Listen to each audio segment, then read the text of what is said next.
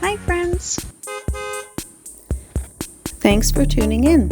If you like this video, please give it a like, comment below, and take a moment to subscribe to our channel.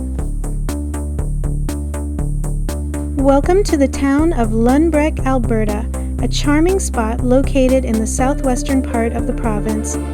Nestled in the beautiful Crow's Nest Pass region, Lundbreck is surrounded by stunning natural landscapes, including the majestic Rocky Mountains and the lush greenery of the surrounding valleys.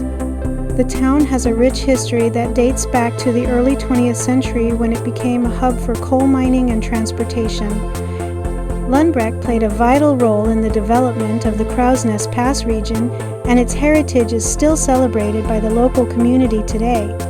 The town's historical roots are evident in its architecture and the stories passed down through generations. Today, Lundbreck is a peaceful and friendly community that offers a relaxed lifestyle while still being close to larger urban centers. Whether you're passing through or planning to stay a while, Lundbreck is a place where you can experience the best of Alberta's natural beauty and small town charm. Thank you for joining us on this tour of Lundbreck, Alberta.